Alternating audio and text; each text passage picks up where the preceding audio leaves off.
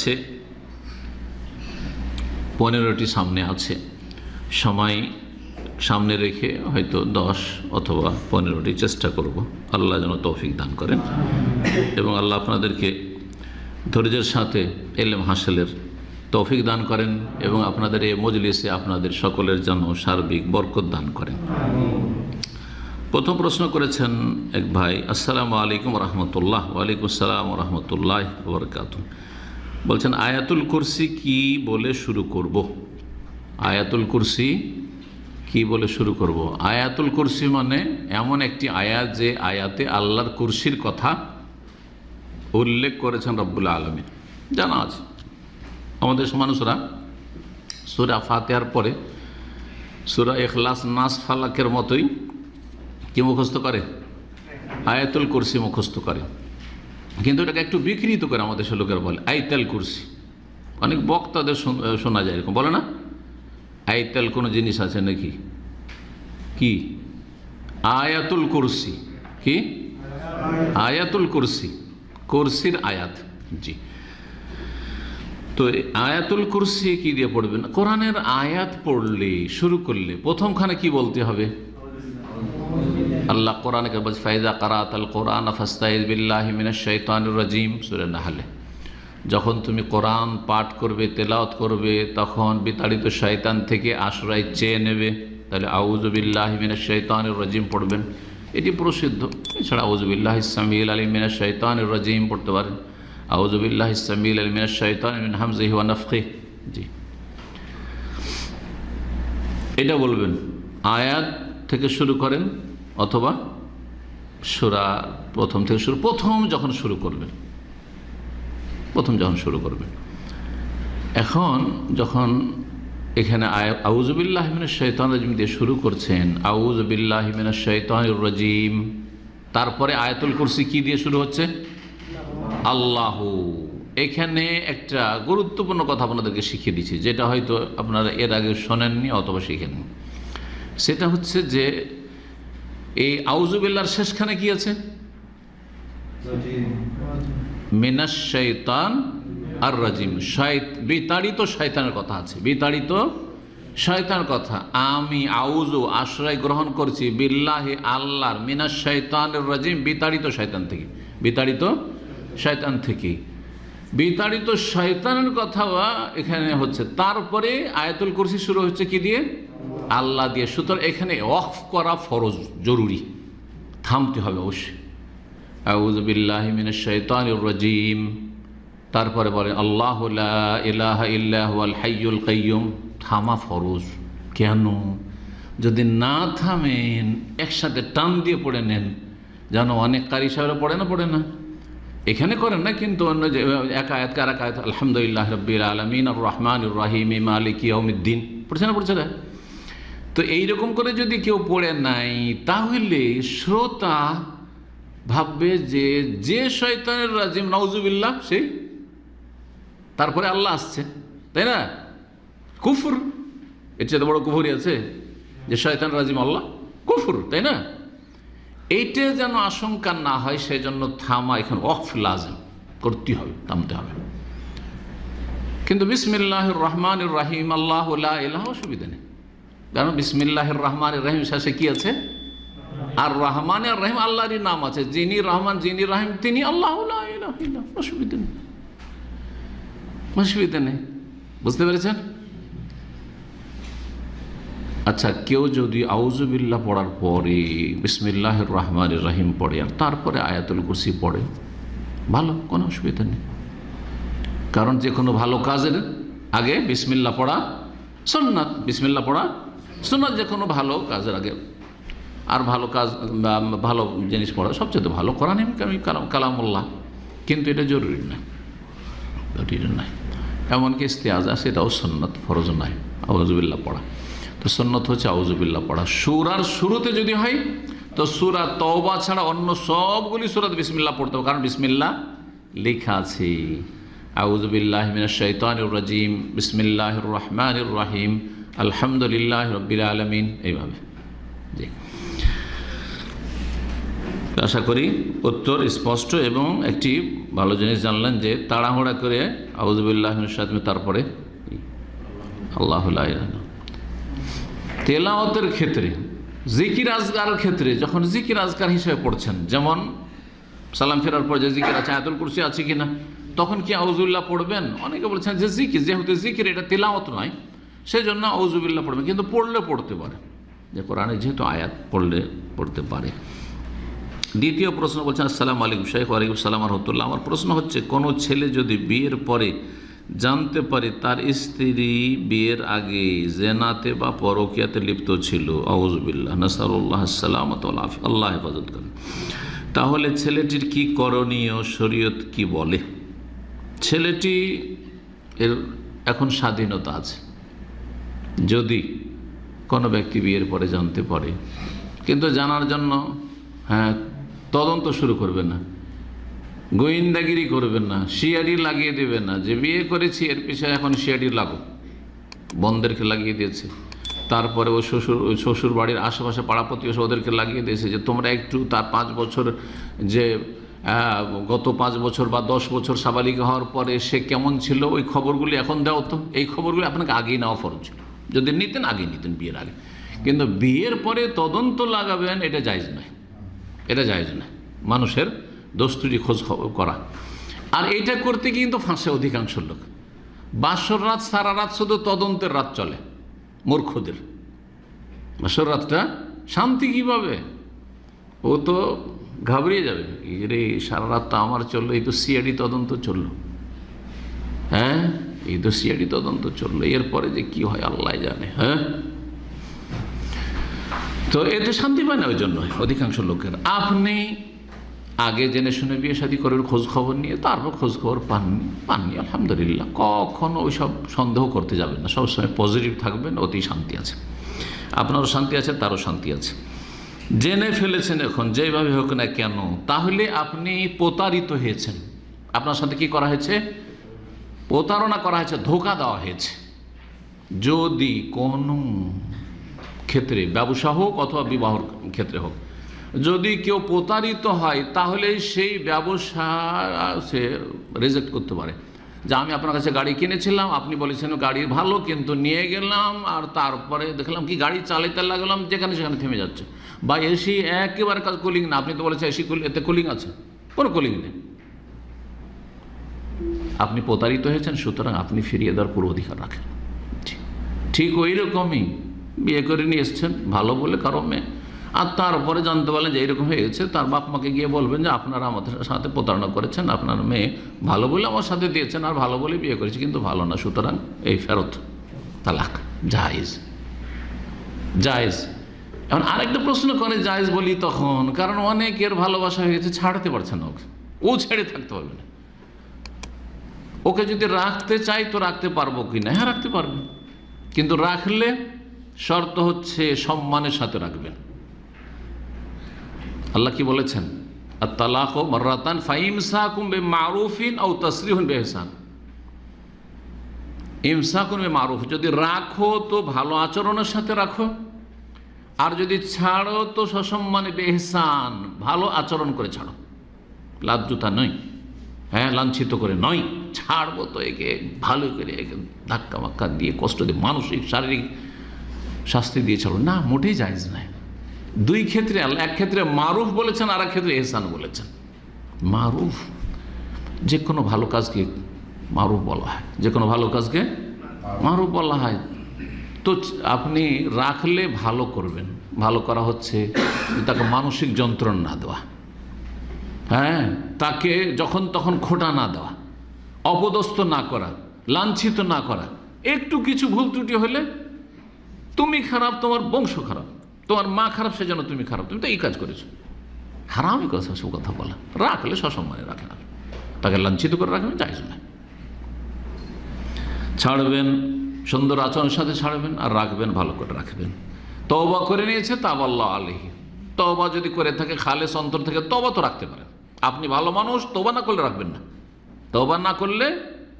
আর এখানে একটি কথা বলা জরুরি, ওয়াহুররিমা যালিকাল মুমিনিন, যার পেশাই হচ্ছে ব্যভিচার করা, সে পুরুষ হোক আর নারী, এটা মুমিনদের জন্য হারাম যে ওইরকম স্বামী রাখবে আর ওইরকম স্ত্রী রাখবে। লুচ্চা স্বামী, তার সাথে থাকা যায় না। এই একবার ভুল হয়েছে, তওবা করছে, ঠিক আছে, কিন্তু চিরাচরিত তার বদ স্বভাব, অহরহ ও বারবার বলছে আর ছাড়ছে না, পায়খানা খাওয়া গরুর মতো হয়ে গেছে।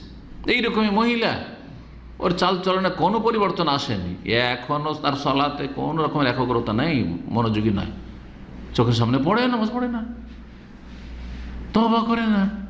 তওবা শুধু মুখে তওবা নয়, তওবা করলে তার অবস্থার পরিবর্তন হবে, অনুতপ্ত হবে, লজ্জিত হবে, আল্লাহর কাছে খুব দোয়া করবে, ইস্তিগফার করবে, এবং তার অনেক নেক আমল বাড়বে, গুনাহ মোটে হবে না, বেহায় বেপরদা চলাফেরা করবে না, আবার যার তার সাথে কথা বলছে এমন দেখা যাবে না। এগুলো হচ্ছে তওবার লক্ষণ।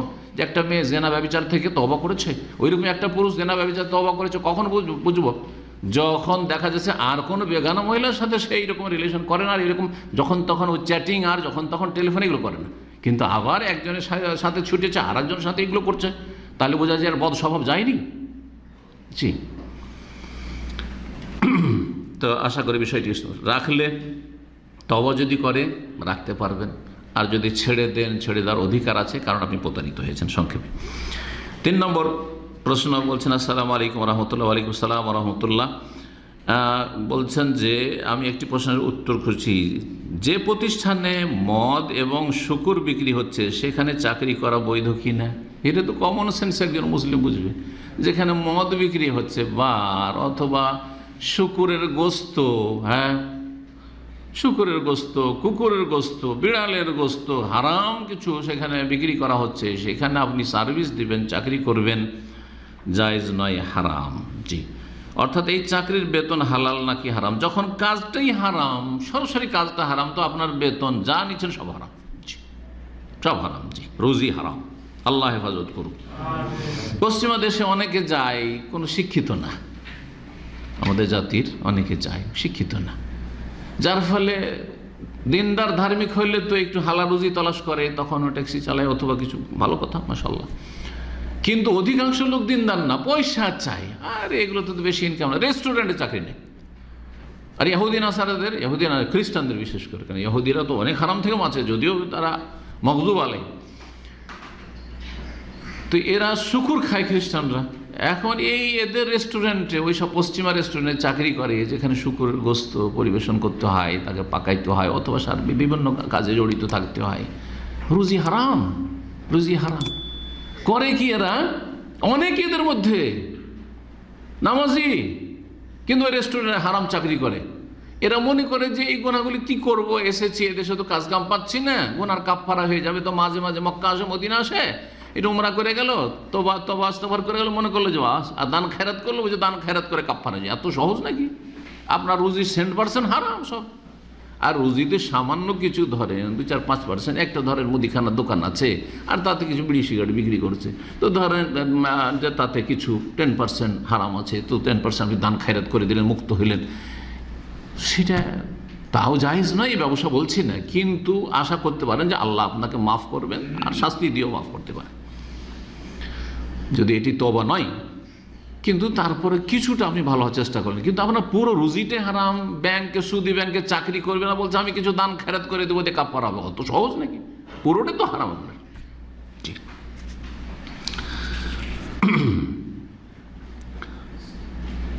4 নম্বর প্রশ্ন বলছেন, আসসালামু আলাইকুম শাইখ। ওয়ালাইকুম আসসালাম রহমতুল্লাহ। আমাদের দেশের মানুষ পান পাতা এবং সুপারি খায়, আল্লাহ হিদায়াত করুক এবং ভালো জিনিস খাওয়ার তৌফিক দিক।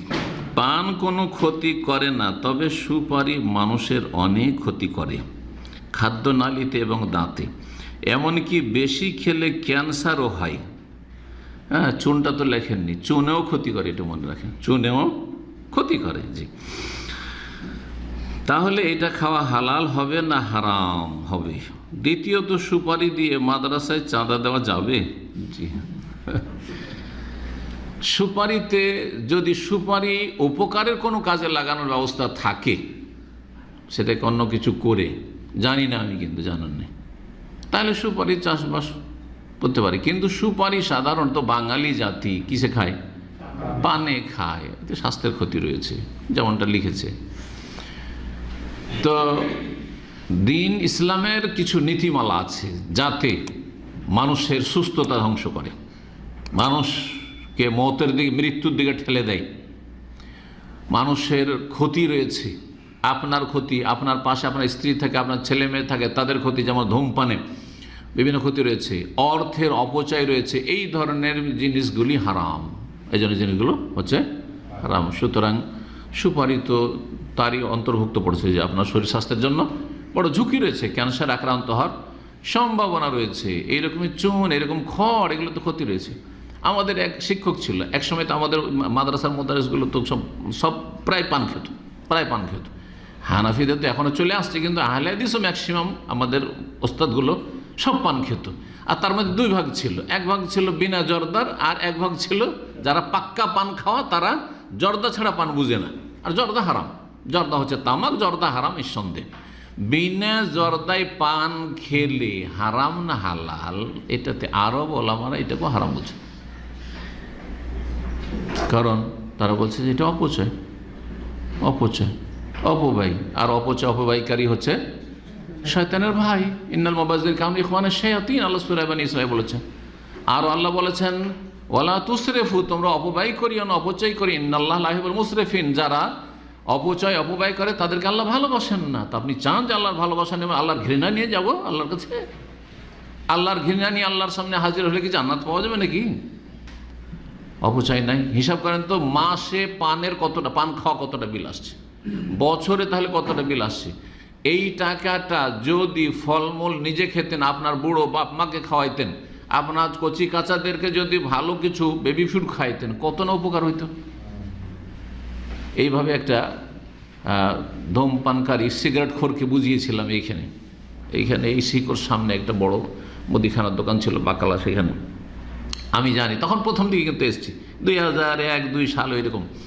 তো এখানে আমার 4 বছর বাসা ছিল। তো ওই সময়টায় নিচে নেমেছি, দেখছি যে ও সিগারেট কিনছে, বাঙালি। তা আমি যদি ওকে বলি হারাম, তো তখন তার শেখ মতিউর রহমানকে এভাবে চিনে না কেউ। তখন তো ও তো বড় মুফতি হয়ে যাওয়ার চাচ্ছে, কে বললো হারাম? যেমন আলবাদিয়াতে একদিন গিয়েছি, তো একটা সেলুনওয়ালা অথবা লন্ড্রিতে চাকরি করে বাঙালি। ও নামাজের পরে সালাম ফিরে বেরিয়েছে, আর ওর ওখানে যাবো কোনো কাজ, ওর কাছে গেছি। তো আমি ওকে জিজ্ঞেস করছি, নামাজ পড়লেন না? বলছে হ্যাঁ পড়লাম তো। কিন্তু নেমে আসছে তার বিল্ডিং থেকে, আর আমরা যাচ্ছি মসজিদ থেকে, সালাম ফিরে পরে যাচ্ছি, মানে এরপরে নামাজ শেষ হওয়ার পরে। এমন নয় যে মসজিদ থেকে আমার আগে বেরিয়ে চলে গেছে বেশি। ও আর দেখছি যে সিঁড়ি থেকে নেমে আসছে বিল্ডিং থেকে। বলছে নামাজ পড়লেন না? বলছে হ্যাঁ নামাজ পড়লাম। কোথায়? আমরা তো মসজিদ থেকে, আপনি তো নিচে ওই সিঁড়ি দিয়ে বাসা থেকে নামছেন। বলছে বাসায় পড়লাম। তখন আমি বলছি যে, তখন চেনে না, ওই প্রথম দিকের কথা বলছি, কেউ চেনে না, যে বাদিয়া তো চেনে না অত লোক, যে আমি শেখ মতিউর রহমান। একটা শুধু ওই সেলুনওয়ালা বেলাল, নিউ মুসলিম ছিল, সে চিন্তা ওখানে। তো আমাকে কি বলছে জানেন না? যখন বলছি যে আপনার এইভাবে নামাজ হবে, আপনি যে বাসায় নামাজ পড়ছেন, তো কে বললো হবে না? কে বললো না? রে বাঙালি তো কম বড় মুফতি না, এ তো আমি 30 বছর পড়ে অত বড় মুফতি হইতে পারলাম না।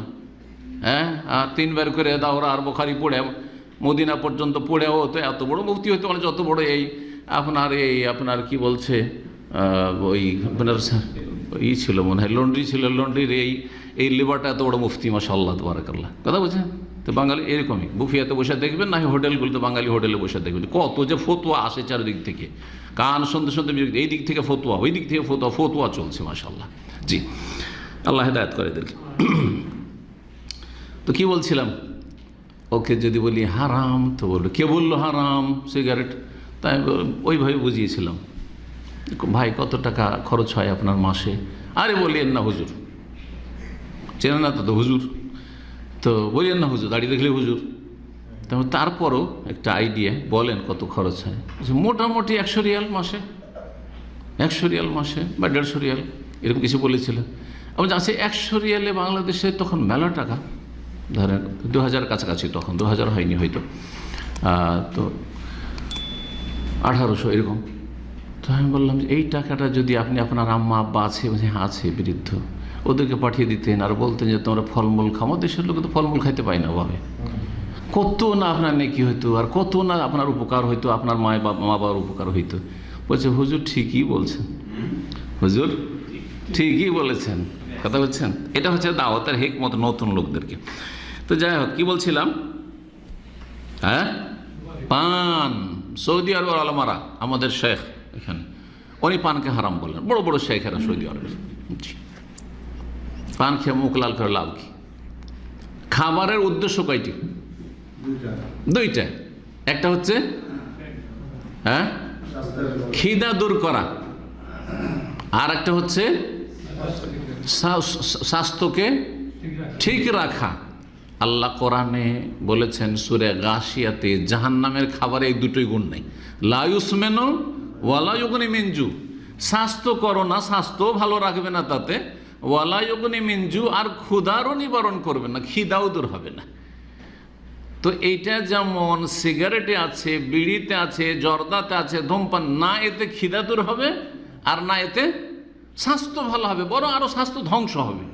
ঠিক পানেও দেখেন, পান খেয়ে সারাদিন পান খাবো, ভাত খাবো না, রুটি খাবো না, কোথাও থাকতে পারবেন? 2 দিন 3 দিন, পারবেন? তাহলে বোঝা গেল এই তো জাহান্নামী খাবার এগুলো। যেই খাবারে শরীর সুস্থ থাকে না আর খিদাও মিটে না, সেই খাবার হচ্ছে জাহান্নামী খাবার। ভালো করে শুনে রাখেন। জি হ্যাঁ, তো কমপক্ষে অপচয় অপব্যয়, যদিও পানের পাতা এমনি চিবালে সেটা আলাদা কথা, কিন্তু তাতে যেগুলোতে ক্ষতি হয়, তারপরে পানের পাতাটাই কেন কিনবেন, লাভটাই কি তাতে? অপচয় না। জি, সুতরাং পান খাওয়া অবশ্যই বর্জনীয়। আলহামদুলিল্লাহ আমাদের আহলে হাদিস ওলামারা পান খাওয়া কমিয়ে দিয়েছে।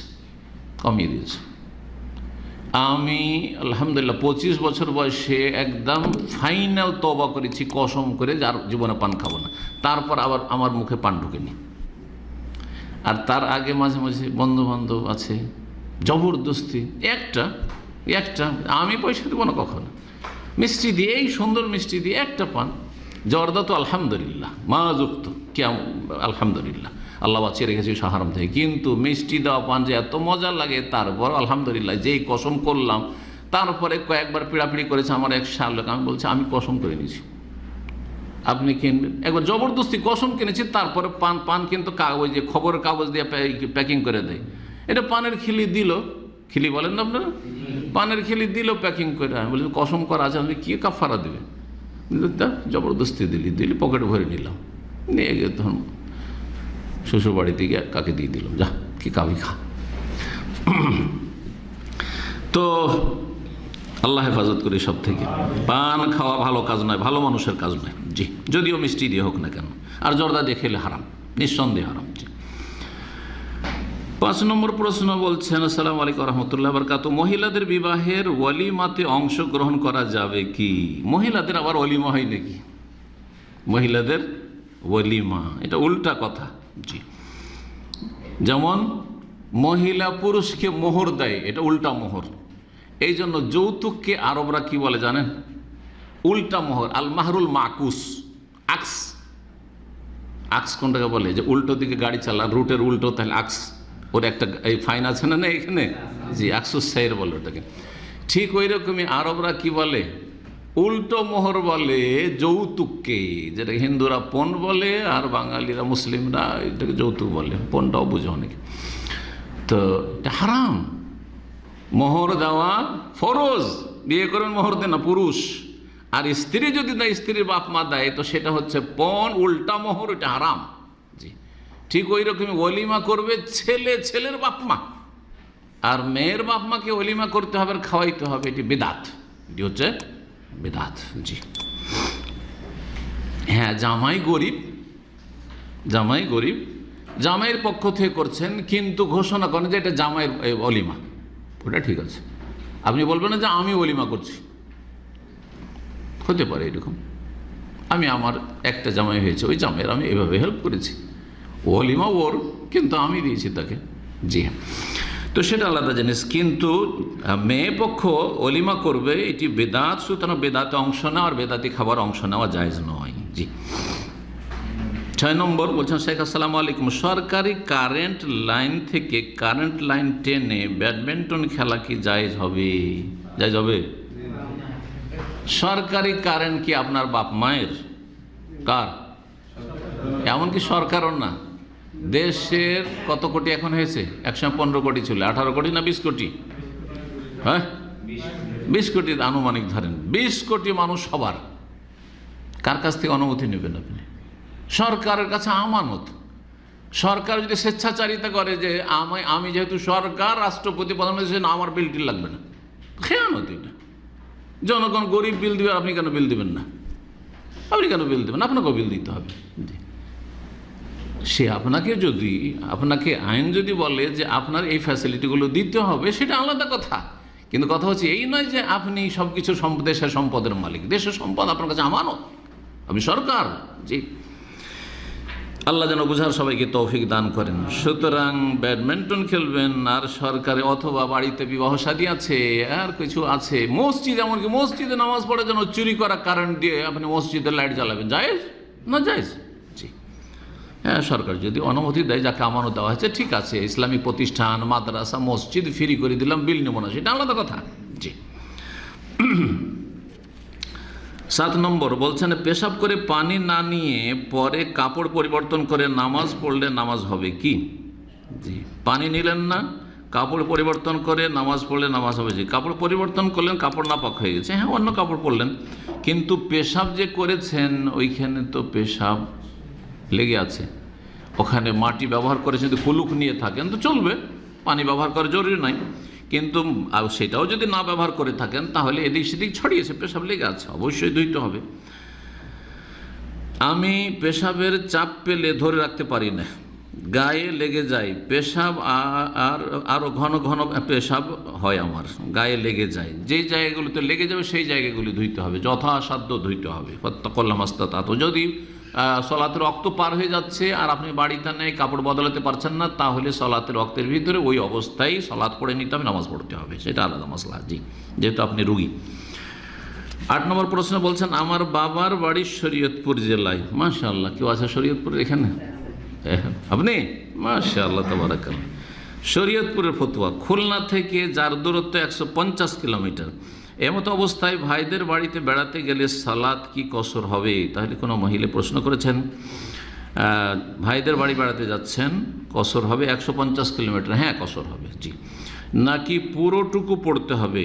কসর করবেন, কিন্তু থাকবেন কয়দিন এটা দেখার বিষয়, থাকবেন কয়দিন এটা দেখার বিষয়। সঠিক মত যেটি সবচেয়ে বেশি সতর্ক, সেটা হচ্ছে আগে থেকে যদি নিয়ত থাকে যে আমি সেখানে 4 দিনের বেশি, মানে 5 দিন, 6 দিন, 7 দিন, 10 দিন, 20 দিন থাকবো, তাহলে প্রথম দিন থেকে ওখানে মুকিম আপনি।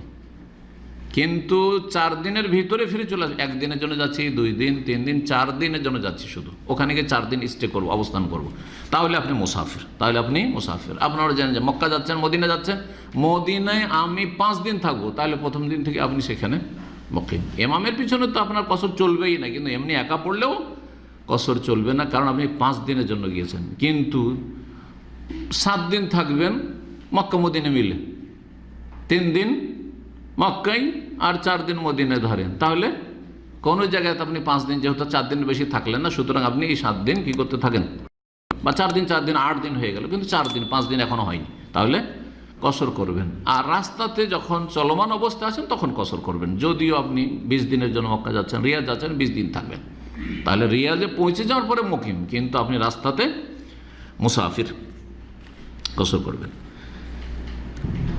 তারপরে বলছেন, আমি হজ ও উমরা বইতে পড়েছি যে বাইতুল্লাহ নামাজের কোনো নিষিদ্ধ সময় নেই, এটা কি সঠিক? হ্যাঁ, বাইতুল্লাহ যেহেতু তওয়াফ 24 ঘন্টা চলতে থাকে, একমাত্র ফরজ সালাতের সময় বাদ দিয়ে, আর তওয়াফের সাথে সংশ্লিষ্ট 2 রাকাত সুন্নত তওয়াফের সুন্নত সালাত রয়েছে, সুতরাং নবী সাল্লাল্লাহু আলাইহি ওয়াসাল্লাম হাদিস রয়েছে যে লা ইয়ামনা আন্না আহাদুকুম,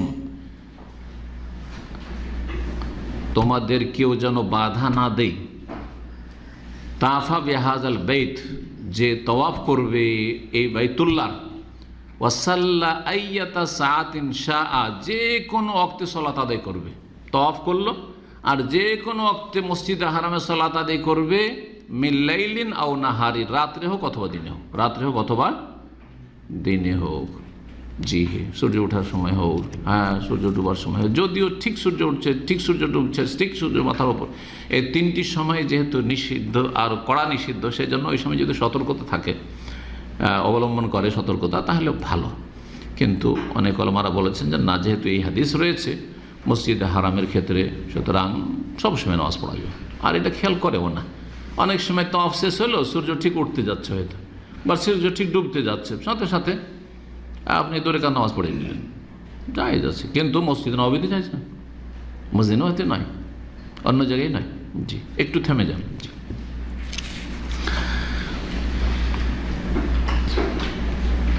9 নম্বর প্রশ্ন, গুরুত্বপূর্ণ প্রশ্ন। বলছেন, আসসালামু আলাইকুম শেখ। ওয়ালাইকুম আসসালাম রহমতুল্লাহ। আমার শ্বশুর বাড়িতে আমার শাশুড়ির সাথে কোনোভাবেই যদি না পড়ে, এই পড়ে ভাষাটি বুঝি না, হয়তো আঞ্চলিক ভাষা লিখেছে, আমাদের এলাকা না বনে, ওর সাথে বনছে না, কোনটা বলেন আপনারা? বনছে না, জি, বনছে বা বনছে না, না পড়ে মানে বনছে না, ওর মিল হচ্ছে না। আমার স্বামীর কোনো ভাই নেই, 2 বোন। আমার স্বামীর বোনের 2টি সন্তান আমার শাশুড়ির কাছে আছে। ওই যে স্বামীর বোনের সন্তান আছে সেটা বোঝা হয়ে যাচ্ছে, এই বোনের কাছে থাকে, আমার শাশুড়ির কাছে থাকে। আমার শ্বশুর বাড়িতে সব মিলিয়ে থাকতে সমস্যা হচ্ছে। এমন অবস্থায় আমি আমার স্বামীর সাথে আলাদা বাসায় থাকতে চাচ্ছি, এমনকি বাড়িতে আলাদা খেতে চাচ্ছি, মানে ও সবার সাথে তো খাবে না, হ্যাঁ জি, আর সবারই এই সব ঝামেলা উঠাবে না, জি, সেই জন্য আমার স্বামী কোনোটাই করতে রাজি হচ্ছে না। স্বামী বলতেছে, একসাথে খেতে না পারলে বাচ্চা রেখে তুমি আমাকে ছেড়ে চলে যাও। এই ক্ষেত্রে আমার কি করণীয়? উত্তম নসিহা চাচ্ছি শেখ, জাযাকাল্লাহু খাইরান। ভালো, উত্তম নসিহা চাইছেন, এটা ভালো কথা, তাই না? এই ক্ষেত্রে একজন শেখকে একটা মজার ঘটনা বলে দিই। একজন ভালো শেখকে, সৌদি আরবে বড় শেখকে জিজ্ঞেস করেছে এরকম কি, হ্যাঁ, যে আমার স্ত্রী বলছে, আমি তো জেনারেল লাইনে শিক্ষিত, আর আমার স্ত্রী হচ্ছে আলেমা, ও আবার ইসলামী লাইনে পড়েছে, তো বলছে যে কোরআন হাদিস বলে যে আমার আলাদা ভরণ পোষণ দিতে হবে, সুতরাং আমাকে আলাদা বাসা দিতে হবে, তোমার বাপ মায়ের সাথে আমি থাকবো না, এটা শরীয়ত তো বাধ্য করছে না, তো আমি আলাদা বাসা পাওয়ার অধিকার রাখি, তো আমাকে আলাদা বাসা দিতে হবে। বেচারা ছিল সম্ভবত ইঞ্জিনিয়ার, ও জেনারেল লাইনের পড়া, এত ফতো টতো যায় না, তো ফেঁসে গেছে, তো চলে গেছে শাইখের কাছে। শাইখকে বলছে এইরকম সমস্যা, আমার স্ত্রী তো বলছে যে আমি তো ইসলামিক স্টাডিজ পড়েছি, আর এতে তো আমার ন্যায্য অধিকার, এটা তুমি দিতে হবে তোমাকে। তখন শেখ বলছে যে ঠিক আছে, ওর অধিকার আছে, ওকে বলো যে ঠিক আছে, এটা তোমার অধিকার আছে, তুমি যদি বলো যে আলাদা বাসায় থাকবো, তোমাকে আমি বাসা ভাড়া নিয়ে দেবো, কিন্তু আরেকটা কথা তোমার স্ত্রীকে বলে দিও যে যেটা তোমার অধিকার, সেটা হচ্ছে তোমার অধিকার 2, 3, 4 বিয়ে করার আছে। তো তুমি গিয়ে বলো যে অসুবিধা নেই, আমার আম্মা যেহেতু বৃদ্ধা হয়ে গেছে, আমার আব্বাও বৃদ্ধ, ওদের সাথে একজন থাকার দরকার, তো তোমাকে আলাদা বাসা ভাড়ায় নিয়ে দিয়ে দিচ্ছি, আর আমি আরেকটা বিয়ে করেছি আমার আম্মা আব্বার সাথে থাকার জন্য। এই কথাটা গিয়ে বলো, তোমাকে বাসাও দিয়ে দিচ্ছি, ওটা তোমার অধিকার, তুমি পেয়ে গেলে, আর আমার অধিকার হচ্ছে যে আরেকটা আমি বিয়ে করছি। এই কথা বলতে ওই মহিলা বলছে যে না না না না, ওটা দরকার নেই, ওটা দরকার নাই, ওটা করতে হবে না, অসুবিধা নেই, তোমার আব্বার সাথে থাকবো, তোমার আম্মার সাথে থাকবো, অসুবিধা নেই।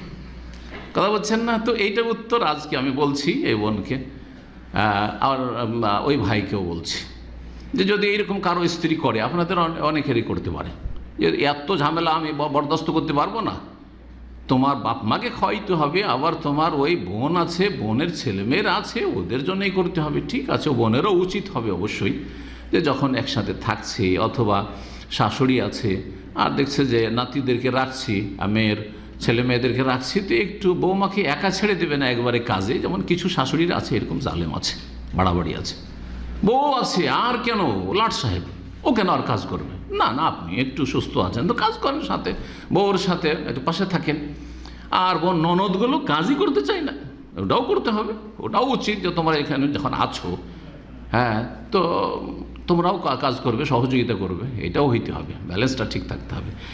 তো এখানে এখন বলি এই বোনকে যে আপনার অধিকার আছে, ঠিক আছে, কিন্তু আপনার স্বামীকে যথাসাধ্য সন্তুষ্ট রাখতে হবে, যথাসাধ্য সন্তুষ্ট রাখতে হবে।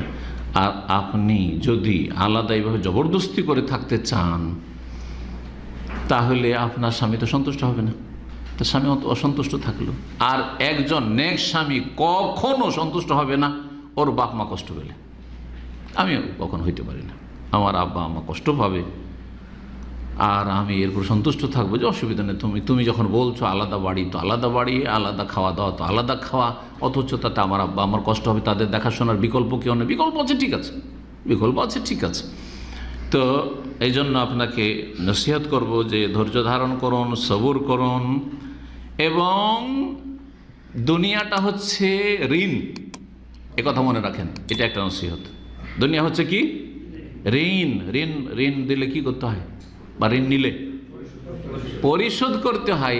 আজকে যদি আপনার শাশুড়ির সাথে শ্বশুরের সাথে খারাপ আচরণ করেন আর আপনার স্বামীকে বাধ্য করেন যে আমি থাকবো না এরকম তোমার বাপ মায়ের সাথে, আগামীকালকে 10-20 বছর পরে আপনার ছেলেমেয়েরা যখন বড় হবে, ছেলে যখন বড় হবে তখন বলবে যে না আমরা থাকবো না, আমরা বিয়ে করেছি থাকবো না। অথবা আপনার যে বউ আসবো ওই যে ঋণ পরিশোধ করতে হবে, এখন পেমেন্ট করতে হবে। আমার শাশুড়ি জুদা থেকেছে তো আমিও জুদা থাকবো, আমি কেন থাকবো আমার শাশুড়ির সাথে? এটা পছন্দ করেন? আপনি যদি আপনার শাশুড়ির জায়গায় হইতেন, ওই বুড়ি মানুষ, আর আপনার বৌমা যদি এই কথাটি বলতো যে আমি থাকবো না, আমাকে আলাদা নিয়ে থাকবো, আপনার ছেলেকে বলতো, আপনাকে কেমন লাগতো? ভালো লাগতো? জি, নবী সাল্লাল্লাহু আলাইহি ওয়াসাল্লাম সহিহ বুখারী হাদিসে কি বলেছেন? লা ইউমিনু আহাদুকুম, তোমাদের কেউ খাঁটি মুমিন হতে পারবে না, হাত্তা ইউহিব্বা লি আখিহি মা ইউহিব্বা লি নাফসিহি মিনাল খাইর, যতক্ষণ পর্যন্ত নিজের জন্য যেটা ভালোবাসে সেটা অন্যের জন্য না ভালোবাসবে। নিজের জন্য চান যে আমার বউগুলো যেন আমার সাথেই থাকে, আমার ছেলেরা যেন আমার অন্যেই থাকে। পর্দা অবশ্যই করার চেষ্টা করতে হবে, পর্দার সাথে বেপর্দা করে রাখবেন না, পর্দার সাথে ভালো পর্দার ব্যবস্থা করেন, আর তারপরে সহযোগিতা নেন। তো আর একসাথে জয়েন্ট ফ্যামিলিতে যদি থাকেন তো জয়েন্ট ফ্যামিলির যে ক্ষতিকর দিকগুলি আছে সেগুলি থেকে বেঁচে তারপরে জয়েন্ট ফ্যামিলিতে থাকেন। আর ক্ষতিকর দিকগুলি, শরীয়ত বিরোধী কাজ করবেন জয়েন্ট ফ্যামিলিতে থেকে, পর্দার 12টা বাজিয়ে দেবেন, গর্দা উড়িয়ে দেবেন, এইরকম করে জয়েন্ট ফ্যামিলিতে থাকা ভালো কাজ নয়। আমাকে কিন্তু অনেকেই একটা বক্তব্য আলোচনা করতে বলেছে এই গত সপ্তাহগুলিতে, যে জয়েন্ট ফ্যামিলির উপকারিতা অপকারিতা সম্পর্কে আলোচনা করেন। খুব গুরুত্বপূর্ণ এই পয়েন্ট, আল্লাহ যেন তৌফিক দান করেন।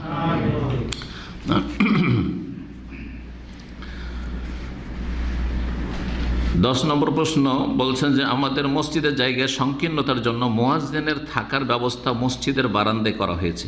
মুয়াজ্জিন ধর্মীয় শিক্ষার পাশাপাশি অনলাইনে কাজ শেখার জন্য কম্পিউটার কিনেছে, তো অনলাইনে কাজ শেখার জন্য ইন্টারনেটের প্রয়োজন হয়, সেই জন্য তিনি তার ঘরে ওয়াইফাই এর সংযোগ নিতে চাচ্ছে, এটা কি জায়েজ হবে?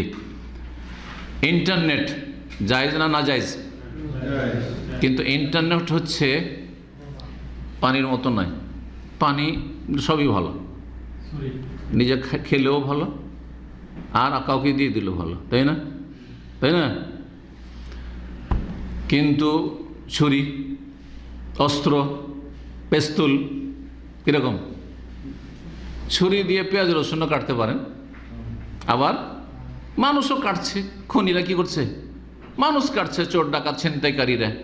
তো ঠিক ওই রকম ইন্টারনেট, টিভি আর এই মোবাইল ঠিক ওই রকমই সেলাহুন জু হাদ্দাইন, দুটোই কাজে ব্যবহার হয়, ভালো কাজে ব্যবহার হয়, মন্দ কাজ ব্যবহার হয়। তো আপনার মুয়াজ্জিন সাহেব যদি মুত্তাকি পরহেজগার হয়, আল্লাহর ভয় ভীতি আছে, দুনিয়াদার নয়, হ্যাঁ আল্লাহকে ভয় করে, যদি তাকওয়া পরহেজগারি যদি দেখতে পান তাহলে ইন্টারনেট লাগিয়ে দেন, কারণ তার দ্বারা এই ইন্টারনেট দিয়ে উপকার হবে, অপকার হবে না, দিনের খেদমত করবে, সে হারাম কিছু দেখবে না হয়তো।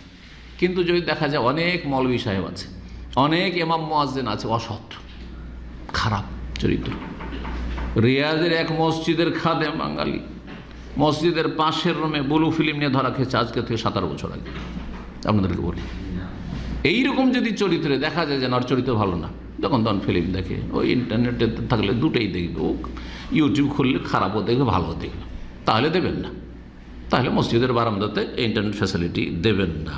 তাহলে এই মুয়াজ্জিনকে আপনাকে দেখতে হবে যে সে পরহেজগার কিনা, আল্লাহকে ভয় করে কিনা। জি।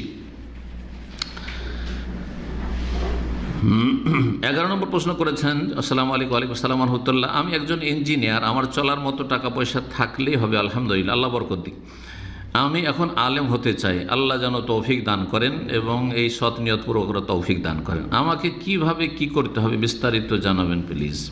মাদ্রাসায় ভর্তি হয়ে আপনি পড়াশোনা করবেন, হয়তো এইরকম বয়সও নেই, আর বয়স অবশ্য পড়ার বয়স আছে, কিন্তু এনার্জি নেই, হয়তো যাবেন একজন ইঞ্জিনিয়ার মানুষ, আর ওই কচিকাচার ছেলেরা যারা ধরেন 5, 6, 7-এ পড়ছে মাদ্রাসায়, যাদের বয়স হয়তো 14 বছর 16 বছর, তাদের সাথে আপনি বসবেন, একজন 25 বছর, অনেক সময় আপনার মানহানি হবে, অনেক সময় আপনি হীনমন্যতায় ভুগবেন, মানসিক কষ্ট হবে, এর একটা মানসিক পীড়া আছে।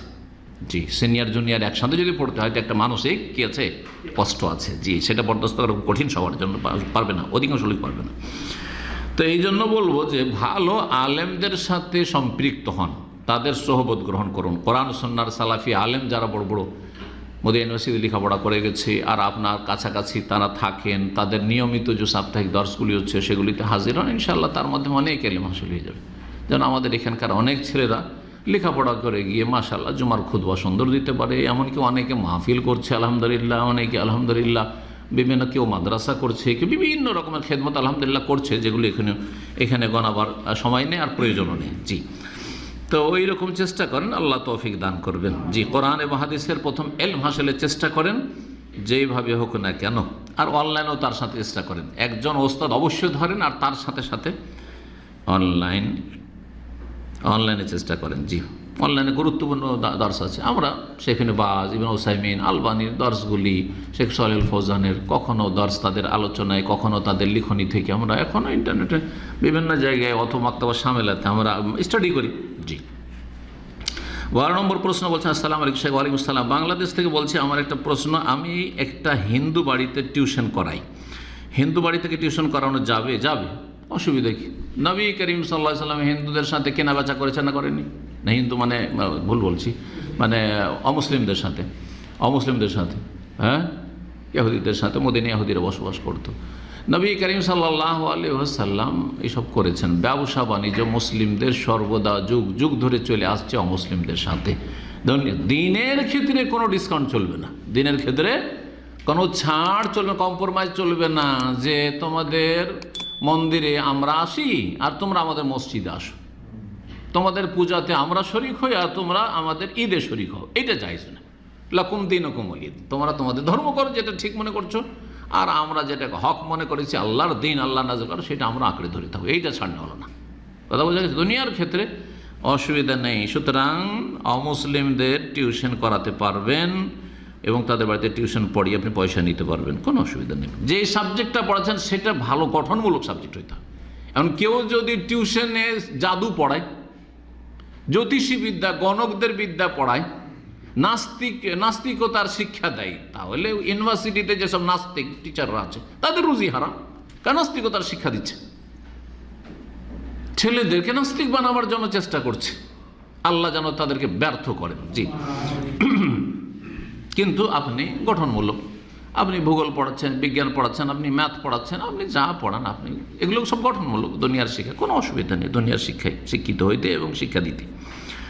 13 নম্বর প্রশ্ন, আসসালামু আলাইকুম শেখ। ওয়ালাইকুম আসসালাম। বিপদে, দুশ্চিন্তায় এবং অভাবে পড়লে কোন দোয়া পড়তে হবে?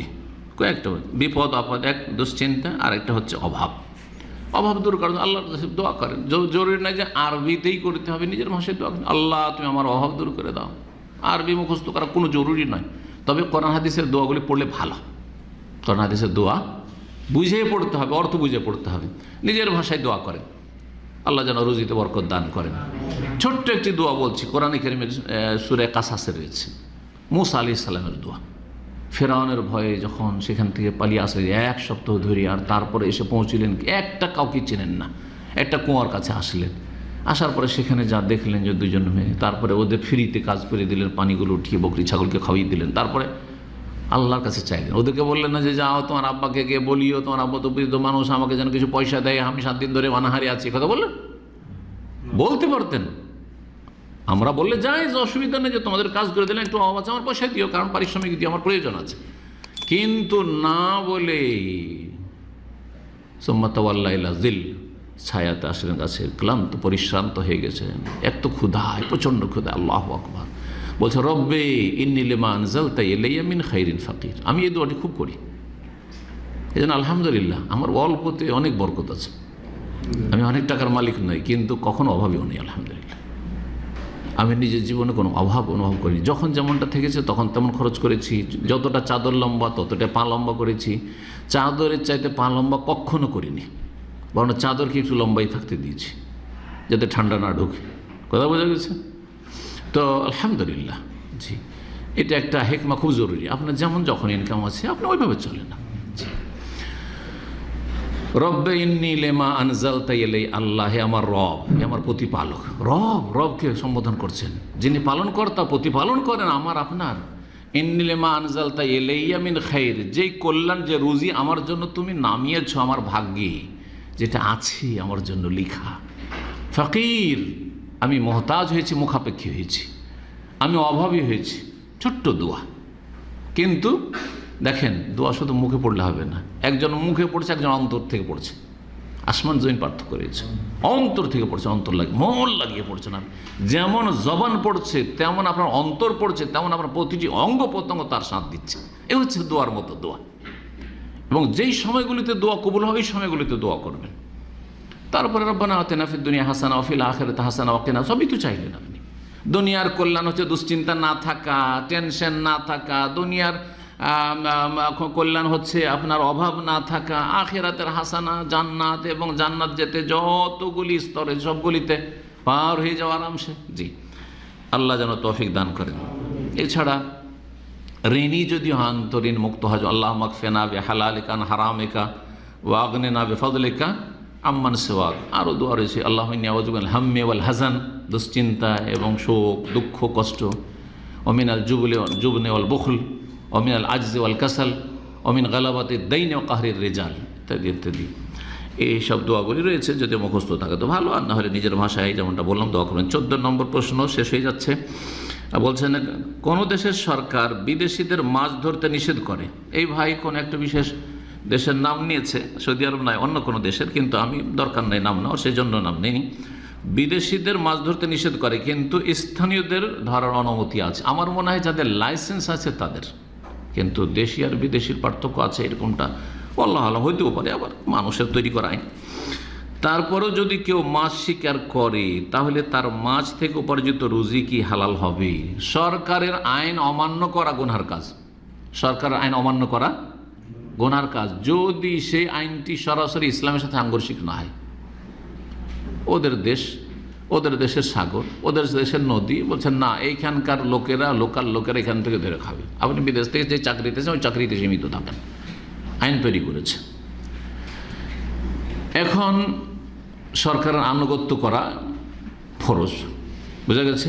কিন্তু যদি কেউ আনুগত্য না করে, তাহলে তার রুজি হারাম হয়ে যাবে, এটা বলতে পারবো না।